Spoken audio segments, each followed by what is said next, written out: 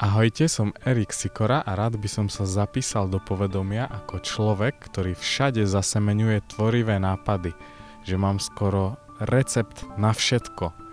A dnes to bude diera do sveta v oblasti bytových dekorácií a aj v oblasti turistického tuningu. Všetko sa začalo tým, že som objavil toto geniálne miesto. Na konci mesta, medzi sídliskom a spáľovňou odpadu, je krásne jazero, celé zasvinené stavebným odpadom.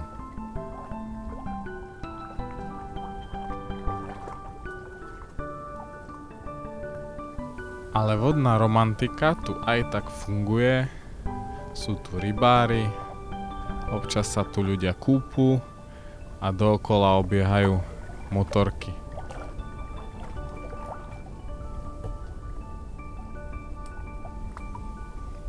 Ja sa tu s láskou brodím po celých poloostrovoch stavebného odpadu a cítim sa, ako keby som hľadal nejakú novú poetiku po konci sveta, za chrbtom civilizácie.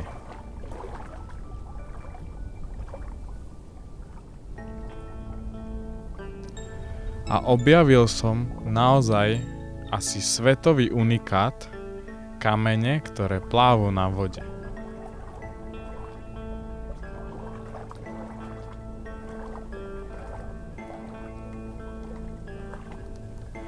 Rýchle som preskúmal celý internet, či niečo také existuje a našiel som, že iba na jednom mieste v Indii sú šamani, ktorí keď napíšu meno rámu na kameň, tak ten kameň pláve.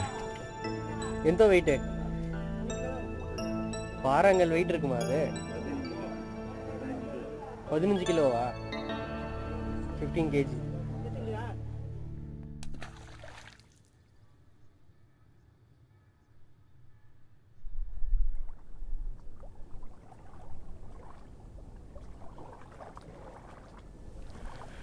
Ešte by som rád vysvetlil, prečo som vlastne taký citlivý na kamene a vodu. Ja totiž pracujem vo firme, kde mám pod palcom obrovskú tlačiareň, ktorá dokáže tlačiť na kachličky, priamo na kachličky fotografické motívy. A tým celá firma zistila, že môžeme vytvoriť revolúciu v oblasti kúpeľní a celkovo interiéru, pretože ľudia si už do kúpeľne nemusia kupovať fádne jednofarebné kachličky, ale môžu si tam vytlačiť čokoľvek, akýkoľvek obrazový fotografický motív.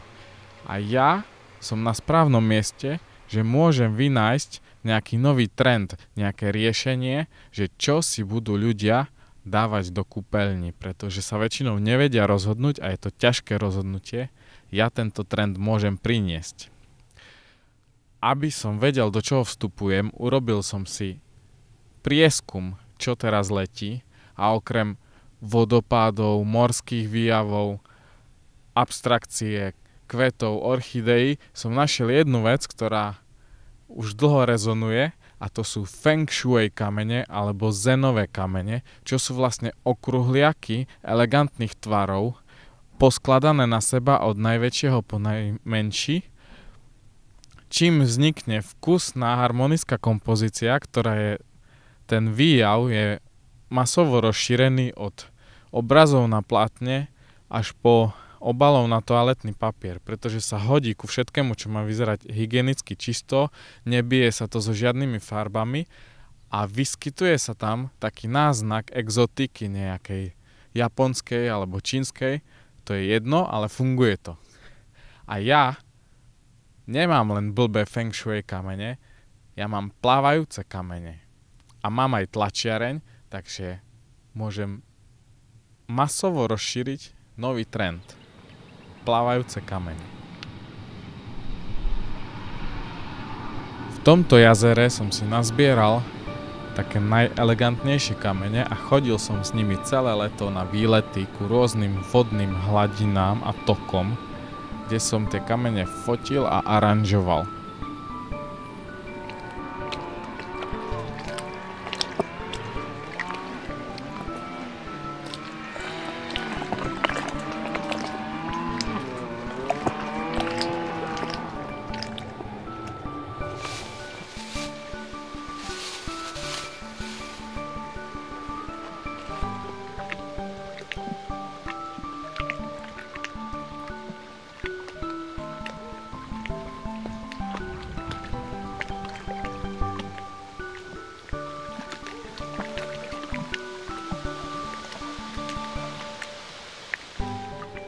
Takže máme kachličky so scenériou krásneho čistého jazera pod korunami stromov.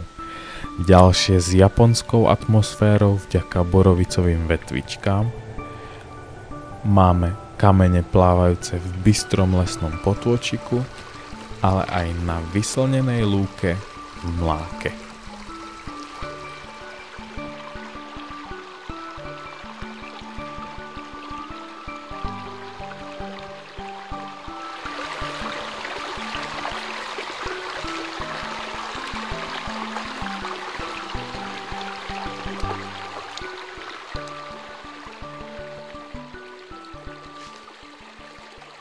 Musím ale učiniť priznanie, že tie plávajúce kamene nie sú naozajstné kamene, ale je to stavebný materiál, nejaký porfix alebo itong, ktorý voda ohladila. A tu prichádza dôležitá mentálna skúška. Predstavte si, že dennodenne tu ľudstvo dováža naklaďakmi stavebný odpad a voda sa na to nevykašle, neštíti sa toho, ale berie si tie kusy stavebného materiálu a huževna to ich ohladzuje znova a znova, aby z toho vydolovala ten krásny, elegantný tvar okruhliaku. A keď aj my toto dokážeme pochopiť a budeme považovať tieto plávajúce stavebné materiály za rovnako dôstojný prvok, ako sú okruhliaky, ktoré voda omielala tisíce rokov, vtedy môže dojsť k tomu, že toto bude naozaj nová poetika. A vtedy sa môže uplatniť aj nový dekoračný trend. Plávajúce kamene na kachličkách.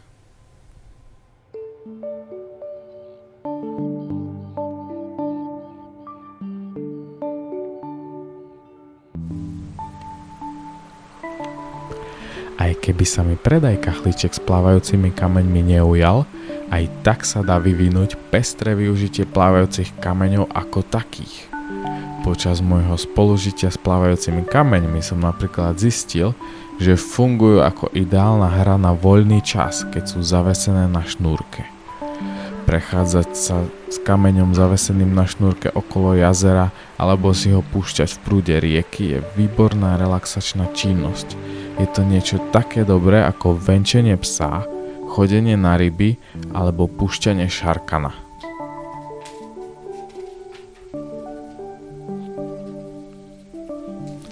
Celé leto som nosil plávajúce kamene na tie najkrajšie miesta, ale aj tak ma to stále ťahalo naspäť tam, kde vznikli.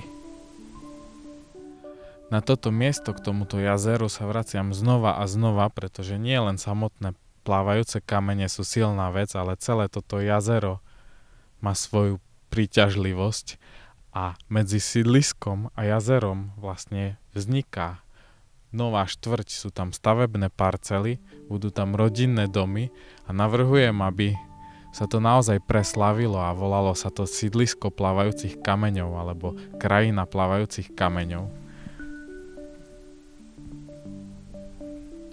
Určite aj inde na svete existujú miesta, ktoré ľudia zaujímavým spôsobom znečistili alebo sa o nich postarala príroda. Ale toto miesto budú navštevovať turisti z celého sveta, aby sa pokochali tým, koľko poetiky sa ešte z toho dalo vyťažiť. V rodinných domoch, v tých nových rodinných domoch budú mať všetci hrdo vykachličkované kúpeľne mojimi kachličkami s plávajúcimi kameňmi. Zamilované páry sem budú chodiť zďaleka na prechádzky k jazeru a vytvoria si milú tradíciu. Napíšu si na plávajúci kameň svoje mená a spečatia svoj vzťah tým, že pošlu kameň po vode do neznáma.